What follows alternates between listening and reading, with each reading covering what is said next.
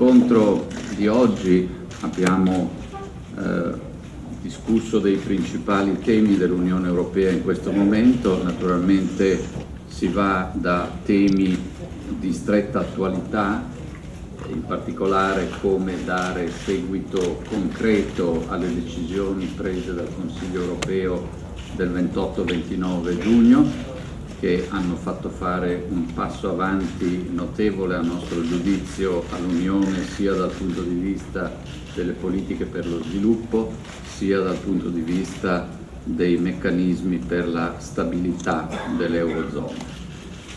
Abbiamo scambiato idee sulla importante e recente decisione della Banca Centrale Europea e sul programma di lavoro del Consiglio per i prossimi mesi.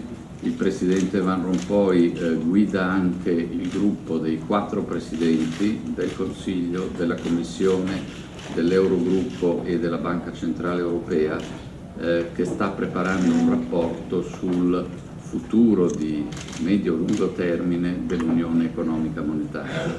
Quindi sul nostro tavolo, nelle sue mani, sono in questi mesi questioni cruciali per l'attualità e il brevissimo periodo e anche questioni di disegno strategico dell'Unione per il lungo termine. L'ultimo elemento che desidero comunicare è che abbiamo avuto anche uno scambio interessante di opinioni oggi su un tema che sia il Presidente Van Rompuy sia io sentiamo molto, cioè il rischio che all'interno dell'Unione Europea, proprio mentre la costruzione europea si perfeziona e l'euro ne è il perfezionamento molto ambizioso e ben realizzato, ma le difficoltà relative all'Eurozona hanno messo in luce una grande, crescente e pericolosa sensibilità nelle varie opinioni pubbliche, nei vari paesi, con una tendenza all'antagonismo, al considerare in modo diverso da parte dei popoli del nord Europa quelli del sud e viceversa. Sono riemersi vecchi stereotipi, vecchie tensioni, ed è paradossale e triste che in una fase in cui si sperava di completare l'integrazione anche dal punto di vista psicologico dell'opinione pubblica e in ultima analisi politico, invece si stia determinando un pericoloso fenomeno opposto, con molti populismi che mirano alla disintegrazione in quasi tutti gli Stati membri in misura diversa. Su questo tema già il Presidente Van Rompuy aveva mostrato sensibilità e preoccupazione in occasione del Consiglio Europeo di giugno. Per parte italiana abbiamo riflettuto sul tema e sono lieto di comunicare che il Presidente Van Rompuy ha accolto l'idea che gli ho oggi sottoposta, e cioè che su questo tema, che non è un tema per decisioni tecniche, ma che è un tema forse ancora più importante per il bene dell'Europa a lungo andare, su questo tema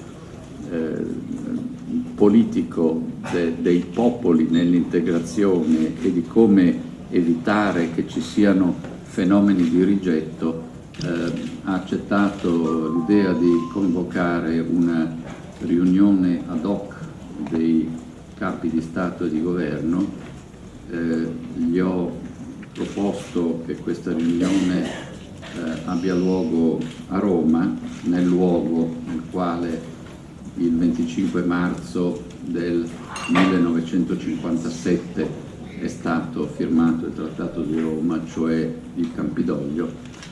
Prime Minister Mario Monti and I just discussed the political and economic situation in Italy and in the Eurozone as a whole, as well as the future architecture of the economic and monetary union. To deal with the uncertain situation we are in, we have a triptych: short-term actions to safeguard financial stability, a long-term vision for the economic and monetary union, and deep reforms in each and every member state. Let me start with the latter, and in particular the impressive reforms carried out by the government of Prime Minister Monti to bring Italy back where it belongs, in the heart of Europe. Italy is turning its economy around, breaking monopolies, cutting red tape, fighting against vested interests, and working hard to create jobs. This work has to be done euro or no euro, European Union or no European Union. It's a huge, long-term and collective effort, which asks sacrifices today and will secure growth and create jobs tomorrow. It is in the interest of Italy, it is in the interest of Europe. There is no contradiction at all. Looking at what has already been achieved, looking at the determination of the Italian people to attack each problem one by one, I am confident the efforts will be met with success, knowing they must be pursued relentlessly, giorno dopo giorno. Whilst these reforms are underway, risk premia can be disconnected from economic fundamentals and reform efforts. This can have negative repercussions for the stability of the Eurozone as a whole. In such cases, we have tools and a clear political commitment to do more. In June, Eurozone leaders affirmed that they were ready to use existing instruments in a flexible and efficient manner.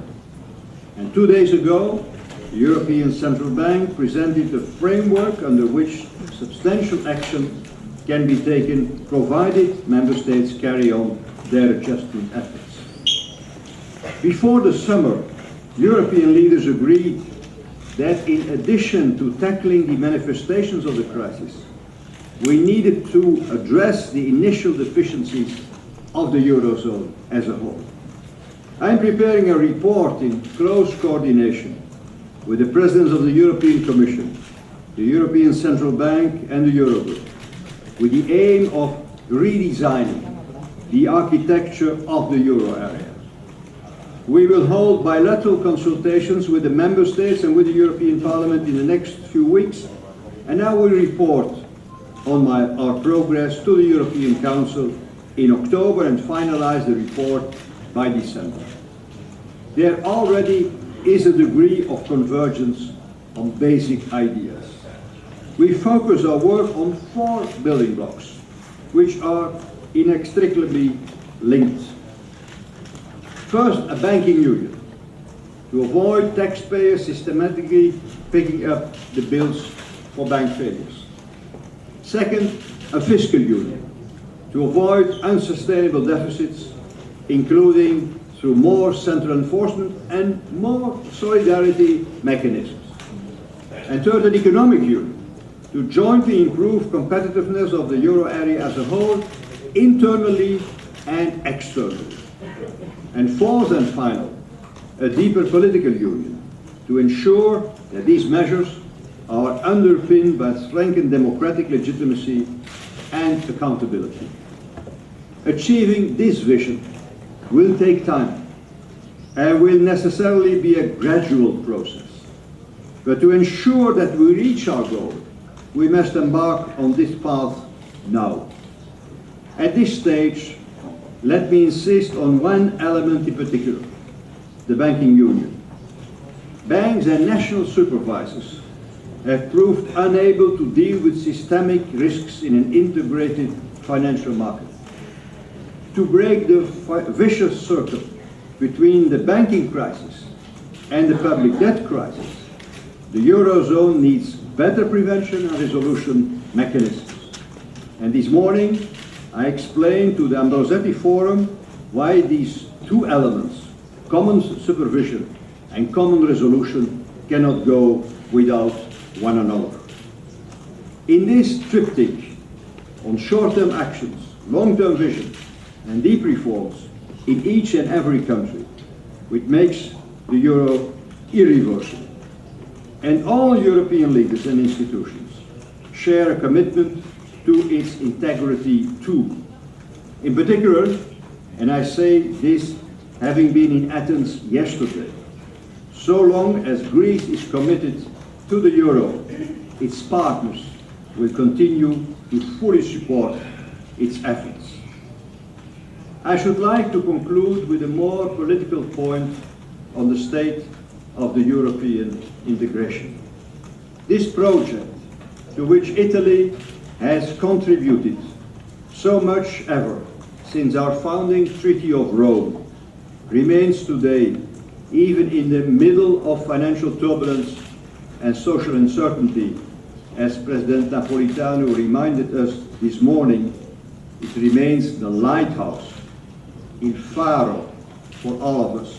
And that's why I welcome the idea of Prime Minister Monti about a special meeting on the future of a unifying European idea. I have scheduled this discussion by the end of 2014, but given the present situation, it would be a good idea to have this discussion much earlier. Of course, ladies and gentlemen, there are tensions and constraints. There is opposition and critique. There are caricatures and cartoons. I am very well aware of all those. And yet a gigantic collective effort is taking place, involving all Euro countries, all EU institutions, all citizens, to muster the political will, the parliamentary majorities, the means and money to help each other and to come out of this crisis together. It is the de facto solidarity of unprecedented magnitude. Prime Minister Mario Monti and I agree that overcoming the crisis requires ambition. It requires patience and shared understanding that reforms take time, and it requires fairness. And if all leaders and institutions across Europe work together in finding the solutions and in bringing our citizens along, I am confident we will get there. Grazie. Thank you.